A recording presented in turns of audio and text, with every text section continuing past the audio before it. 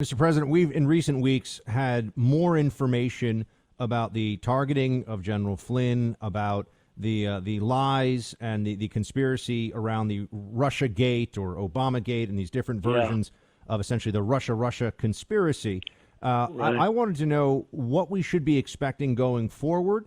Are there more revelations? I mean, the Director of National Intelligence acting, now departed, Richard Grenell, did a fantastic job from a transparency perspective. Are we going to get more transparency? Because the American people deserve to know what was done to you and what happened to your administration before we go in and look at the next possible election. It should never be allowed to happen again, Buck. What happened to this administration? What happened to General Flynn? What happened to others that are going through it still?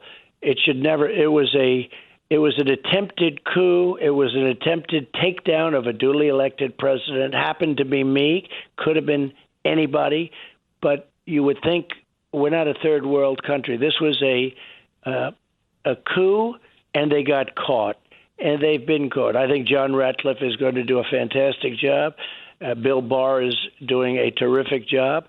And I specifically, I as you know, I mean, you know it probably better than anybody, I would absolutely have the right to totally get involved. I've chosen not to because I think it's better that if I didn't, I could and I could have. But I've chosen not to. Bill Barr's handling it. Other people are handling it.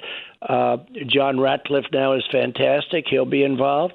But I will say this, I believe you're going to see things that will shock the minds, even of the people that were most skeptical. It is an incredible, I think it's the greatest scandal, and a political scandal certainly in the history of our country. This makes Watergate, what they did to us, many of us, but what they did to this country makes Watergate look like small potatoes.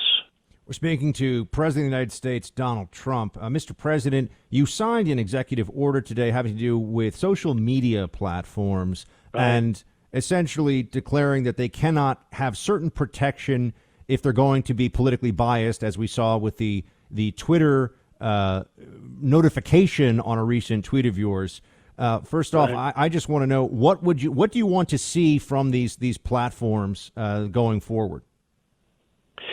Well, I signed, and this has to do with 230, but it's really more than that. It's really it's a level of power, whether you could almost say it's monopolistic power, but it's very dangerous for our country, where you have a few people, where you have an individual, where you have a company that literally is going to call the shot of our elections.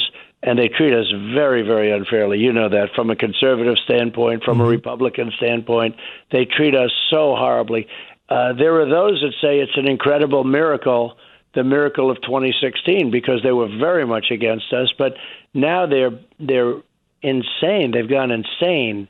And you look at what's going on, along with some others, in all fairness, working with the Democrats, and they're very well aligned with the Democrats, as is the media aligned with the Democrats, with the exception of a small amount.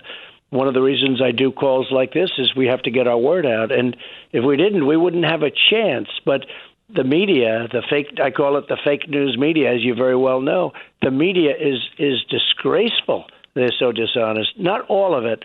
There are some great people, great journalists that I know and I respect, but tremendous amounts, a vast majority of the media, people have no idea how bad the New York Times is, how bad, how evil, how corrupt, in my opinion, the New York Times is. They'll take something that's good and make it sound horrible. The Washington Post, I call it the Amazon Washington Post, is just horrible. And, you know, the interesting thing, if you're a person, you're driving a cab, you're a bricklayer, a carpenter, an executive, you read a story, you don't know what's going on. I know what happened, and then I'll read a story, and it bears no relationship to the story, and they know it. They have phony sources, people that don't exist. I mean, usually it's people, they make them up. It's not like, oh, gee, the source wasn't quoted accurately. There was no source.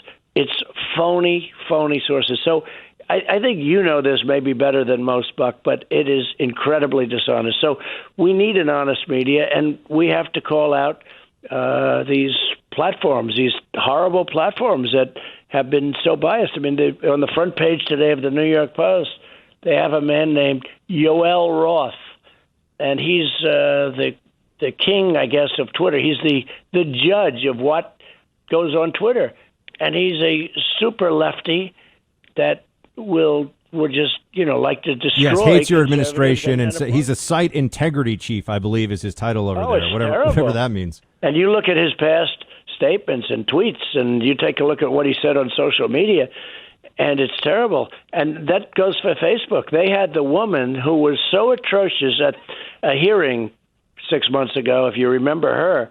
I said, isn't that same woman? Called out my son, he's a very young guy. He's just turned 14 years old, and this was a year ago, right? And she is just horrendous. And the two other people that Facebook appointed, these are horrendous people, and there's no fairness with them. So we have to do it the hard way, and that's what I do. I mean, I fight, and I fight for what I know is best for the country. Hey, Team Buck, thank you so much for watching The First on YouTube. If you like this video, please click that little thumbs up button so then it will log as liked. And also, if you want to see more great content from The First, please click subscribe.